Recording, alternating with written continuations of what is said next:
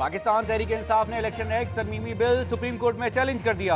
Chairman P T I barrister گوہر علی خان نے election act ترمیمی بل کے خلاف آئینی درخواست سلمان اکرم راجہ کی وساطت سے آرٹیکل 184(3) کے تحت سپریم کورٹ میں دائر کی، جس میں الیکشن ترمیمی ایکٹ کو کالعدم قرار دینے کی استدعا کی گئی ہے۔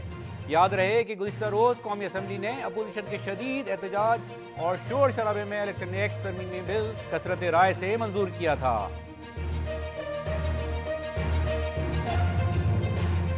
پاکستان نے چین، سعودیہ اور یو اے ای سے قرض کی مدت میں توسیع کی یقین دہانی حاصل کر لی۔ وزارت خزانہ کے مطابق تینوں ممالک کی یقین دہانیوں سے متعلق آئی ایم ایف کو بھی آگاہ کر دیا گیا ہے۔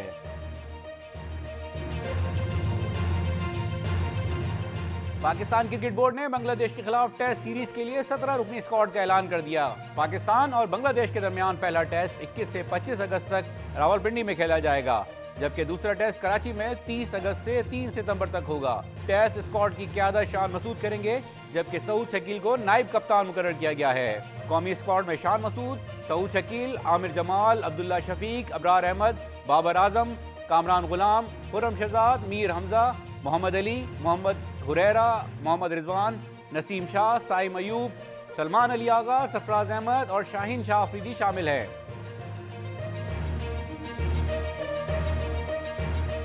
پیرس اولمپکس میں پاکستانیوں کے لیے میڈل کی امید۔ ارشد ندیم نے 24 کروڑ پاکستانیوں کو خواب پورا کرنے کی جانب پہلا قدم لیتے ہوئے جیولن تھرو کے فائنل میں کوالیفائی کر لیا۔ منگل کو ہونے والے جیولن تھرو کوالیفیکیشن راؤنڈ میں گروپ بی میں شامل ارشد ندیم کو فائنل میں براہ راست جگہ بنانے کے لیے کم از کم 84 میٹر کی تھرو کرنا تھی۔ ارشد ندیم نے پہلی بار میں 86.59 کی تھرو کر کے کوالیفائی کر لیا۔ ارشد ندیم اب 8 اگست کو جیولن تھرو ایونٹ کے فائنل میں ایکشن میں ہوں گے۔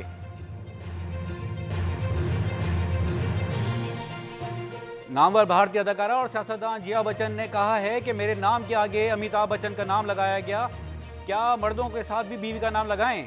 بھارتی سیاستدان جیا بچن کا نام ایک مرتبہ پھر راجیہ سبھا میں موضوع بحث بن گیا۔